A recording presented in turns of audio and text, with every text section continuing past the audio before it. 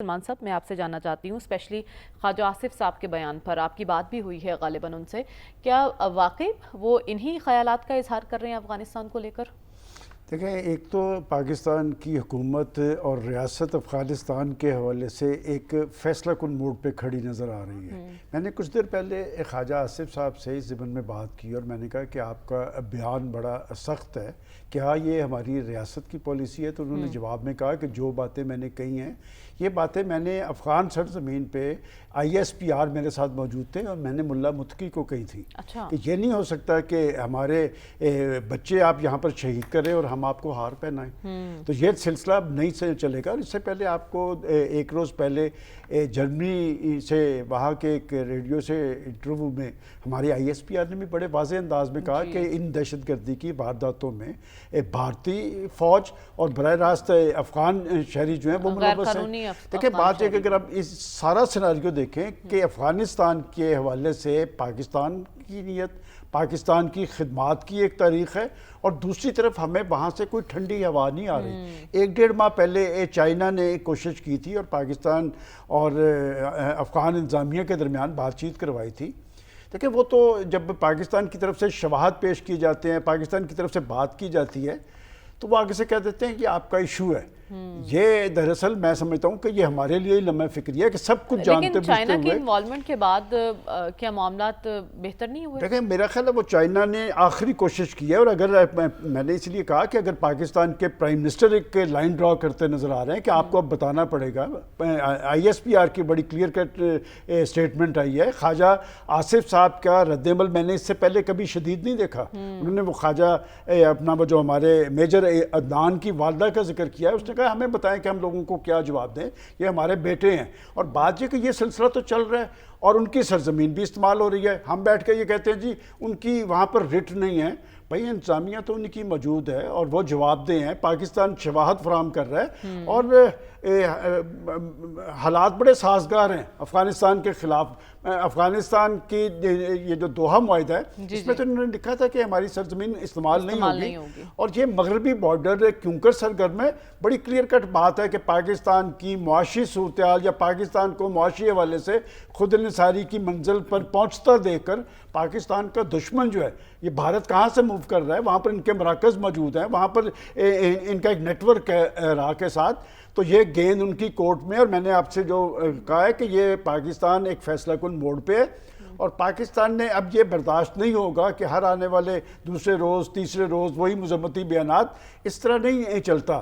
اور اس وقت پاکستان کو ایک ایج حاصل ہے، اور میں تو یہ سمجھ رہا ہوں کہ جی جو کیفیت افغانستان کی سرزمین سے پاکستان کے حوالے سے ہو رہی ہے، کہ خواجہ صاحب کا جو بیان آیا ہے، خواجہ صاحب کا بیان بڑا سخت ہے، اور پاکستان کا ہمیشہ سے یہ موقف رہا ہے کہ ہم افغانستان کے اندر اگر امن کی بات کرتے ہیں تو یہ امن پاکستان کے استحکام کے ساتھ منسلک ہے۔ سی پیک کا ایک رول تب بنے گا کہ یہ بیان، میں ابھی تک یکسو نہیں ہوں کہ یہ ریاست کا بیان ہے، کہ ریاست یا حکومت ایک حد تک تو پریشر ان پہ ڈالے گی، کیونکہ اس کا فائدہ کون اٹھائے گا؟ اس کا فائدہ انڈیا اٹھائے گا۔ انڈیا تو چاہتا ہے، انڈیا جس کیفیت سے دو چار ہے، جو پاکستانی فوج نے ان کے ساتھ کیا ہے، وہ تو ایک سکتے کے عالم میں ہے۔ وہ تو چاہیں گے کہ پاکستان ایک نیا محاذ کھلے تاکہ اس ساری صورتحال کے اندر پھر وہ افغانستان کیوں۔ اور میں مریم آپ کو بتاؤں کہ ڈاکٹر اسرار مرحوم کی ایک کوٹیشن میں پچھلے دنوں سوشل میڈیا پہ دیکھ رہا تھا کہ انہوں نے تو 25 سال پہلے کہا تھا کہ جی جب پاکستان اور ہندوستان کے درمیان جنگ ہوگی تو افغانستان ہندوستان کے ساتھ کھڑا ہوگا۔ اور پھر آپ نے دیکھا نہیں 9 اور 10 مئی کو کیا ہوا، کہ جب ہماری ہندوستان کے ساتھ جنگ ہو رہی تھی تو ان کا نائب وزیر خارجہ کہاں بیٹھا تھا؟ وہ ہندوستان کے ساتھ مذاکرات کر رہا تھا۔ تو میں سمجھتا ہوں کہ پاکستان نے ایک خدمات کی تاریخ ہے، اور یہ بھی میں بتاتا چلوں کہ یہ پریزیڈنٹ ٹرمپ جب برسر اقتدار آئے تھے پہلے، اس وقت بھی پاکستان پہ سارا لوڈ آیا تھا کہ وہ جب افغانستان کی صورتحال کی بات کر رہے تھے، افغانستان کے اندر جو امبیرسمنٹ ہو رہی تھی، جو افغانستان سے امریکی فوجوں کا انخلاء ہو رہا تھا، وہ کہتے تھے اس ساری صورتحال کا ذمہ دار پاکستان ہے، اور 40 لاکھ لوگ ان کے پاکستان نے رکھے ہوئے ہیں۔ اور ابھی مجھے خواجہ صاحب کہہ رہے تھے کہ 6 ملین لوگ ان کے یہاں پہ ہیں، جائیدادیں ان کی یہاں پہ ہیں، اور اگر ہمارے بچے یہ ماریں گے تو ہم پھر کھڑے ہوں گے اور ہم ان کو جواب دینا جانتے ہیں۔ اور آخری بات میں اس پہ یہ کہنا چاہتا ہوں کہ جب دہشت گرد کہ پاکستانی فوج نے بھی ایک قربانیوں کی تاریخ رقم کی ہے۔ یہ پاکستانی فوج ہمارے بچے ہیں، ہمارے جوان ہیں، ہمارے بیٹے ہیں، اور ان کی قربانیوں کا یہ عمل کیا اسی طرح ہی چلتا رہے گا؟ بالآخر ہم نے ایک فیصلہ کن موڑ پہ پہنچنا تھا، پاکستان پہنچچ چکا ہے، لیکن میں ابھی یہ نہیں سمجھتا کہ ہم کسی پالیسی شفٹ کی طرف جا رہے ہیں۔ ٹھیک ہے، تو پالیسی شفٹ ابھی تک ہوا ہے یا نہیں، اسی پر ہمیں بات کرنی ہے۔ ارمان صاحب کہ آخر صدر ٹرمپ اس کو غلطی کیوں قرار دے رہے ہیں، اور جو واپسی کی وہ کوششیں کر رہے ہیں، کیا وہ اس میں کامیاب ہوں گے؟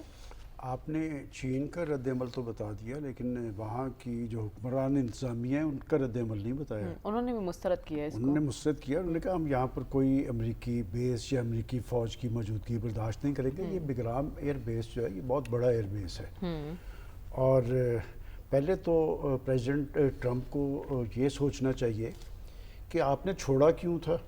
وہاں پر تو آپ کے سینکڑوں جہاز تھے، جنگی جہاز تھے، آپ کا اتنا بڑا اسلحہ تھا کہ وہ اسلحہ آج تک ہمارے لیے وبال جان بنا ہوا ہے۔ تو جس کیفیت میں امریکہ کو وہاں سے جانا پڑا، پہلے اس کا جائزہ لیں کہ آپ تو آئے تھے وہاں پر 42 ملکوں کے ساتھ، آپ تو وہاں پر اپنا تسلط قائم نہیں کر سکے، اور اس وقت بھی پاکستانی فوج کی ضرورت پڑی تھی کہ پاکستانی فوج نے سارا دیا تھا انہیں وہاں سے نکلوانے کا، تو لہٰذا ان کی یہ خواہش ضرور ہے، اور خطرے کی گھنٹی تو یہ چین کے لیے اور روس دونوں کے لیے، اور اس روس کے لیے جس روس نے بھی کچھ دن پہلے افغانستان کی حکومت کو تسلیم کیا ہے۔ تو میں نہیں سمجھتا کہ اس صورتحال کے اندر وہ وہاں پر آئیں گے اور اپنا تسلط۔ یہ بات ضرور ہے کہ جی اگر کوئی یہ سمجھتا ہے کہ جی وہ طالبان کے ساتھ، طالبان کا تو وجود ہی اس بات پہ ہے کہ جی وہ ان کو تسلیم نہیں کرتے، ان کے تو وجود کی بنیاد ہی یہ ہے کہ وہ وہاں پر کوئی غیر ملکی فوج نہ وہاں پر آنے دیتے ہیں یا نہ وہاں پر پنپنے دیتے ہیں۔ اور افغانستان کی اپنی پوری تاریخ بھی ہے، یہ تاریخ روس نے بھی بھگتی ہے، برطانیہ نے بھی بھگتی ہے، اور خود امریکہ نے بھی بھگتی ہے۔